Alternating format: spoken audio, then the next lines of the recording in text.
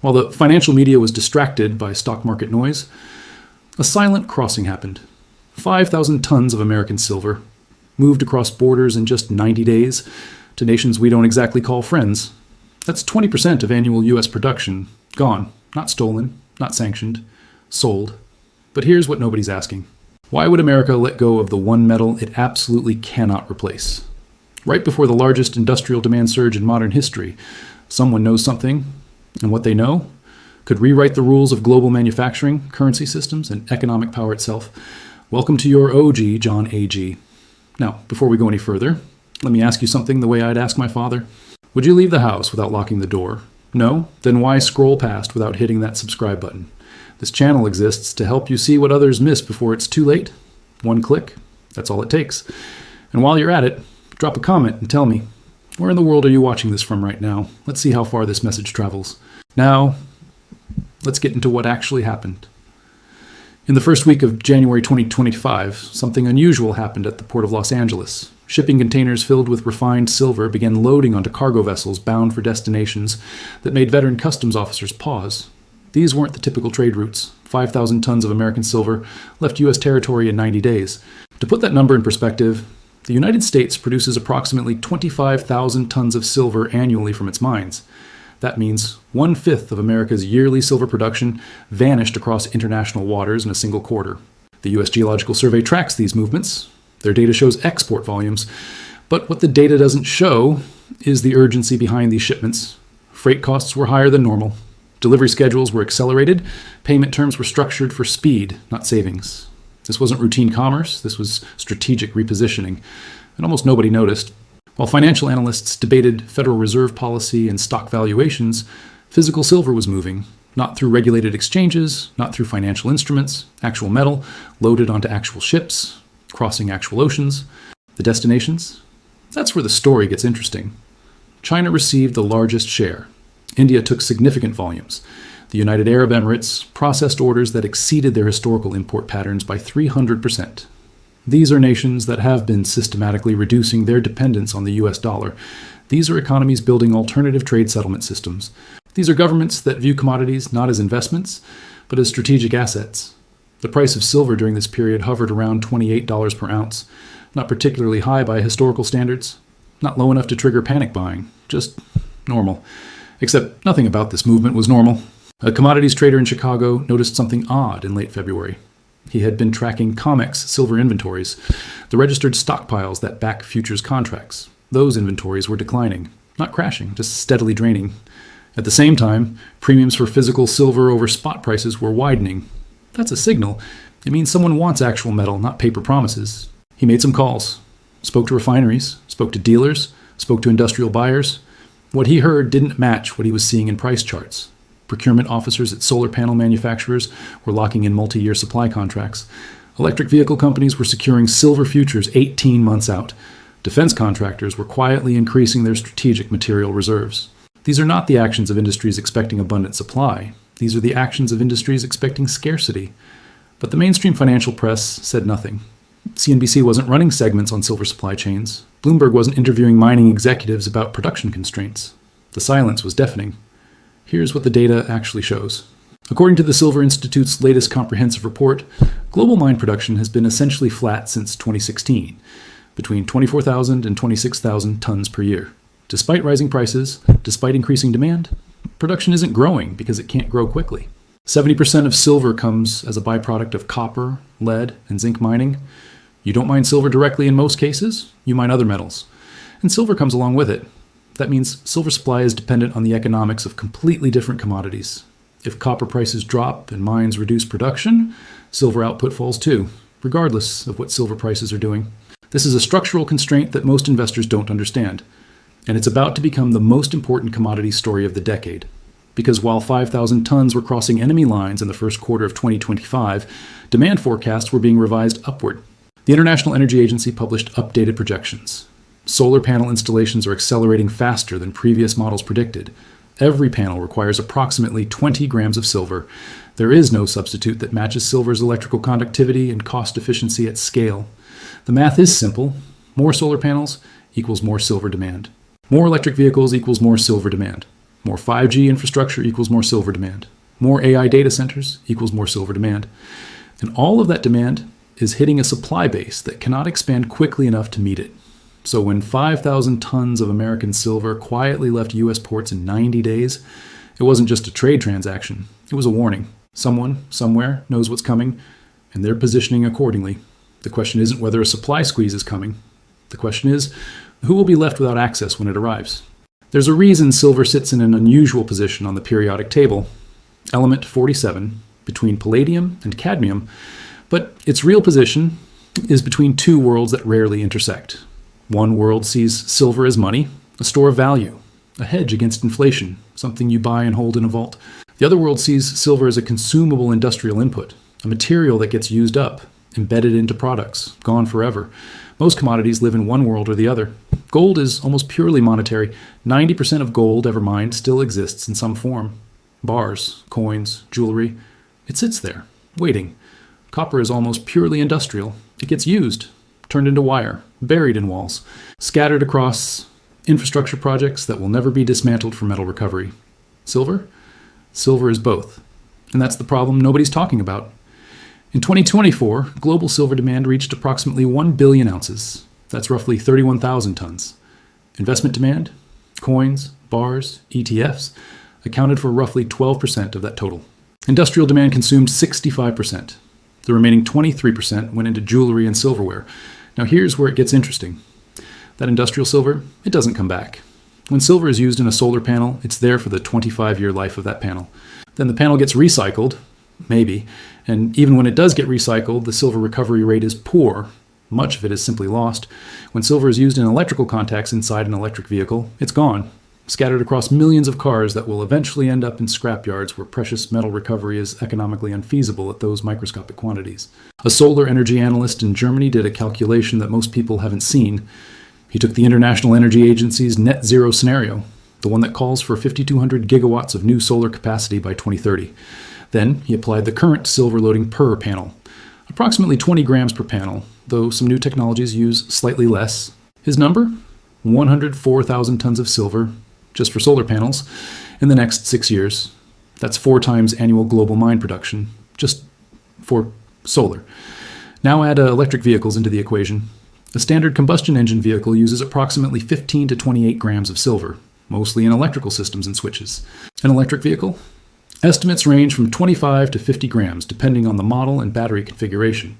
The difference comes from charging systems, battery management electronics, power inverters, and the general increase in electrical complexity. Goldman Sachs projects 45 million electric vehicles will be produced annually by 2030, up from 14 million in 2023. That's 31 million additional EVs per year. Multiply that by an extra 30 grams of silver per vehicle compared to combustion engines. The result? Another 930 tons of annual silver demand, permanently consumed, not coming back. But there's a category of demand that almost nobody discusses in silver market analysis: data centers. The artificial intelligence boom isn't just about software, it's about hardware. Massive server farms consuming electricity and requiring sophisticated power management systems. Every server rack contains silver in connectors, in thermal interface materials, in high-frequency circuit boards where only silver's conductivity will suffice. A data center engineer in Virginia explained it simply. When you're moving this much power at these speeds, you can't compromise on conductivity. Copper works for most applications. But at the margins, where performance matters, it's silver or nothing. The global data center market is projected to grow from $250 billion in 2023 to $520 billion by 2030. That's not a small increase, that's a doubling. And every bit of that growth requires silver. Here's the part that should concern anyone paying attention. The World Bank published their Critical Minerals Outlook in late 2024. The report focuses on minerals essential for clean energy transitions. Silver appears throughout the document. But when the United States government released its official critical minerals list, silver wasn't on it. Not designated critical, not subject to strategic stockpiling requirements, not prioritized for domestic production incentives. Why? A former Department of Energy analyst suggested an uncomfortable answer. Silver falls between bureaucratic categories. It's not rare enough to be considered critical like lithium or cobalt. It's not strategically sensitive like rare earths, so it gets ignored, until suddenly it's not available. This is the reality facing manufacturers right now. They're looking at demand curves that go vertical. They're looking at supply curves that are flat. And they're making decisions that markets haven't priced in yet. A procurement officer at a major solar manufacturer disclosed something revealing during an industry conference in March. We moved from spot market purchasing to 5-year fixed contracts last quarter. Yes, we're paying a premium over current prices, but we're not speculating. We're ensuring we have access. Because if we don't lock in supply now, we might not have supply to lock in later. That's not investment advice. That's industrial panic, quietly executed, professionally managed, but panic nonetheless. Silver isn't behaving like gold. It's not sitting in vaults waiting for monetary crisis. Silver is being consumed, embedded, scattered, used up. And the world is about to need a lot more of it than currently exists in accessible form. The 5,000 tons that left America in 90 days? That wasn't about price. That was about access. Someone, somewhere, did the same math. And they decided that owning physical silver right now was more important than whatever they paid for it. The markets haven't figured this out yet, but the markets are slow. Industrial buyers are not. There's a difference between buying something because the price might go up and buying something because you cannot function without it. And Wall Street doesn't always understand that difference, but governments do. In March 2025, a shipping manifest appeared in customs databases that told a story financial analysts weren't equipped to interpret. 3 vessels, departing Long Beach, California. Destination, Shanghai. Combined cargo weight of silver, 1,200 tons. The buyer wasn't a trading firm, it wasn't a hedge fund, it wasn't even a Chinese investment company. The buyer was a subsidiary of a state-owned manufacturing conglomerate, the same conglomerate that produces 40% of the world's solar panels. They weren't speculating on silver prices, they were securing production capacity. China hasn't been quiet about its silver position, they just haven't been loud in English. Chinese government minerals reports, the ones published in Mandarin for domestic policy audiences, tell a different story than what appears in international commodity summaries. China produces approximately 3,600 tons of silver annually from domestic mines. That makes them the world's 4th largest producer after Mexico, Peru, and Chile. But China consumes approximately 7,000 tons annually. That's a 3,400 ton deficit every single year. For context, that deficit alone is larger than the entire silver production of the United States. So where does China get the difference? They import it from wherever they can, at whatever price is necessary. Because without silver, their manufacturing economy has a problem. A commodity analyst in Singapore who specializes in Chinese industrial policy explained it this way. Beijing doesn't view silver as a precious metal. They view it as a strategic input, like semiconductors, like rare earths, something you must control access to, or you lose sovereignty over your own industrial base. The data supports this interpretation. Between 2020 and 2024, Chinese silver imports increased by 62%. Not because prices were falling, prices were relatively stable during that period. And they increased because China was building solar capacity, building EV manufacturing, building 5G networks, building data infrastructure. All of it requires silver. And China learned a lesson from rare earths that most Western nations haven't absorbed yet. Control of physical materials matters more than control of financial markets. China controls roughly 70% of global rare earth refining. Not mining, refining, the step that turns ore into usable industrial material. They learned that even if you don't mine it, if you control the processing, you control access. Now look at silver refining capacity. China controls approximately 35% of global silver refining capacity. They're building more, aggressively. A refinery in Henan province that came online in 2024 can process 1,200 tons annually. Another facility in Yunnan province is scheduled for completion in 2026. Capacity, 2,000 tons. These aren't refineries designed to serve Chinese demand alone. These are refineries designed to process silver from everywhere and decide who gets the refined output. But China isn't the only buyer who understands what's coming. India imported 9,000 tons of silver in 2024. That's the highest annual import volume in Indian history. The Indian government reduced import duties on silver in February 2025. Not because they wanted to encourage jewelry demand, because they wanted to stockpile ahead of industrial requirements. India is rapidly expanding its solar manufacturing capacity.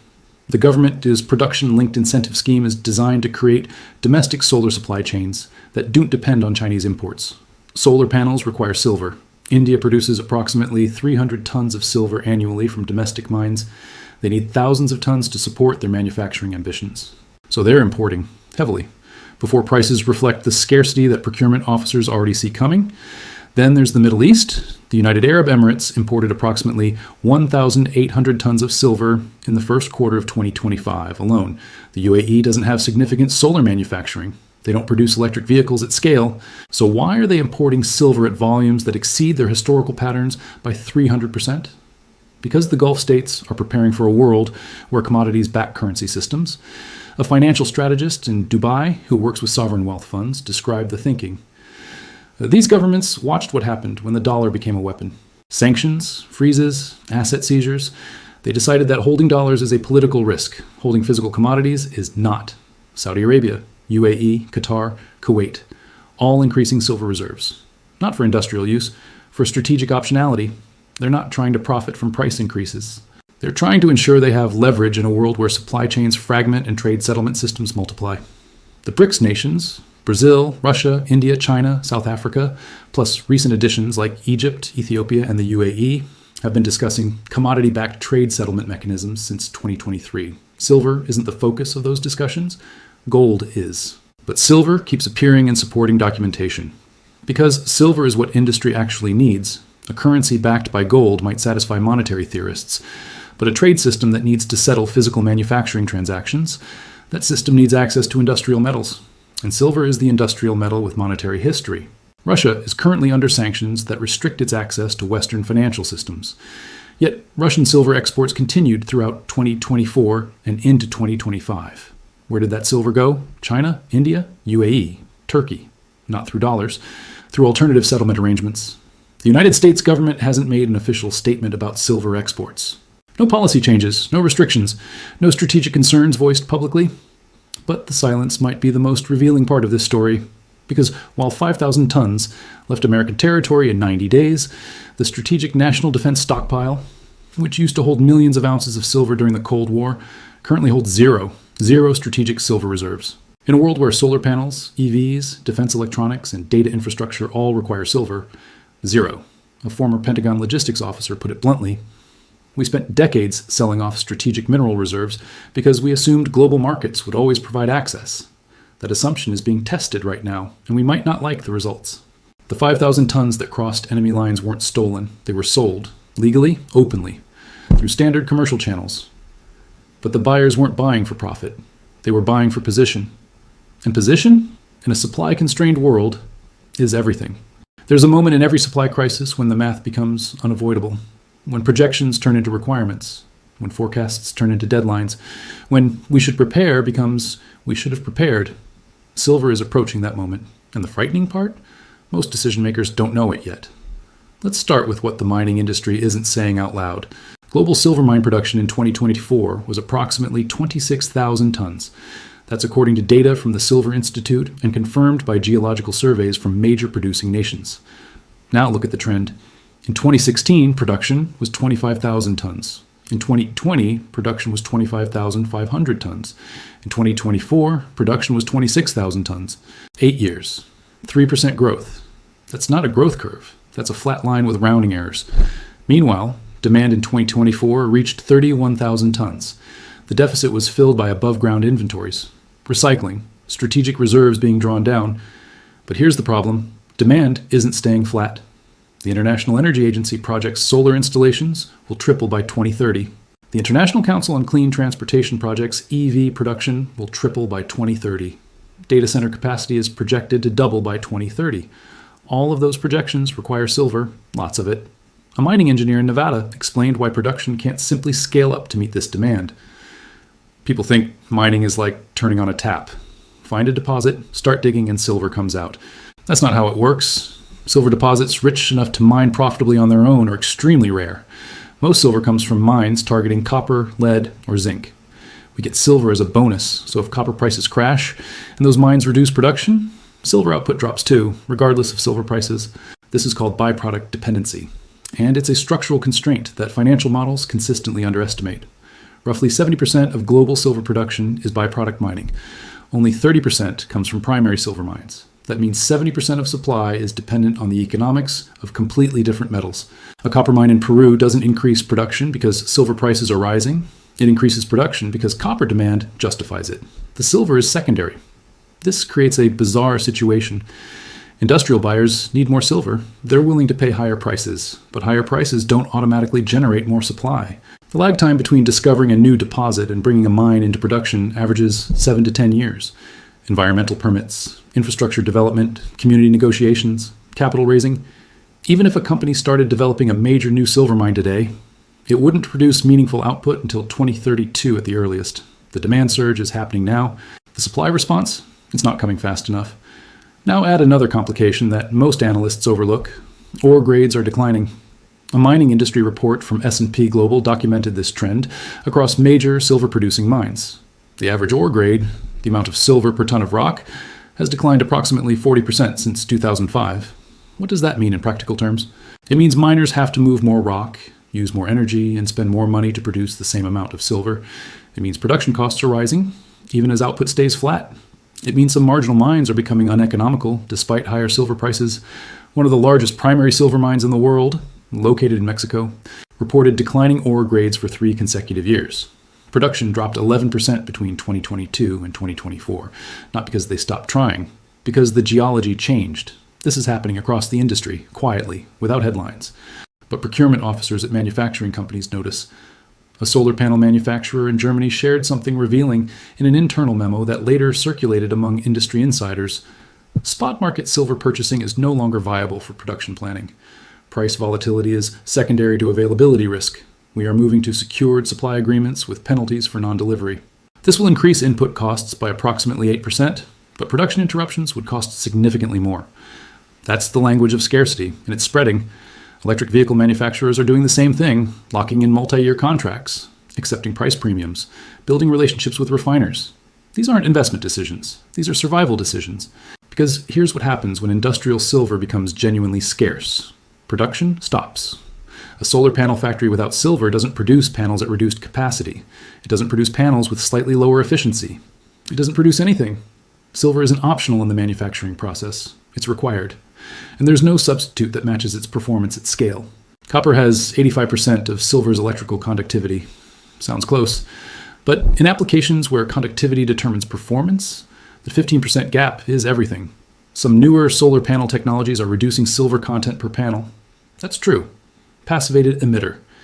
Rear contact cells use approximately 40% less silver than traditional designs, but that efficiency gain is being overwhelmed by volume increases. Even if panels use less silver each, if you're building 3 times as many panels, you still need more silver overall. The math doesn't work. A commodities analyst in London ran the projections using conservative assumptions. Conservative demand growth, optimistic supply increases, maximum recycling efficiency. His conclusion? We're facing a structural deficit of approximately 4,000 tons annually by 2027. That deficit grows to 7,000 tons by 2030. There is no scenario where mine production closes that gap without massive new discoveries and rapid development. Neither of those things is happening.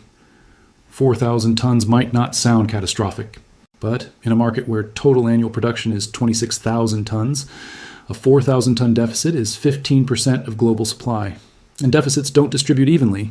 Someone gets the silver they need, someone else doesn't. That's when markets break. Not slowly, not predictably, suddenly. Palladium offers a preview of what this looks like. In 2019, palladium traded around $1,500 per ounce.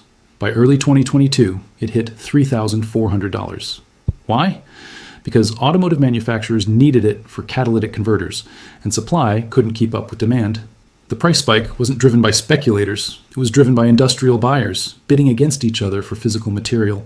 Silver is heading toward the same dynamic. Except silver's industrial demand is broader, more critical, more embedded in infrastructure that governments have declared strategic priorities. The 5,000 tons that left America in 90 days, that was the smart money moving early, not Wall Street smart money, industrial smart money, the kind that understands supply chains, that models production requirements, that knows the difference between paper markets and physical delivery. They looked at the same data everyone else can see, and they decided that securing physical silver now at $28 per ounce was better than hoping it's available later at any price, because price is negotiable. Availability is not. A manufacturing executive in South Korea summarized the situation perfectly during a private industry briefing. We're not asking if silver prices will rise. We're asking if we'll be able to buy silver at all when we need it. Those are very different questions, and only one of them matters for keeping factories running. The markets will eventually price this in, but markets are slow, Markets wait for confirmation. Markets need obvious signals. By the time silver scarcity becomes obvious to financial markets, industrial buyers will have already secured what they need, and everyone else, they'll be bidding for what's left. This isn't speculation. This is math, and the math stopped working months ago. The only question now is who's paying attention.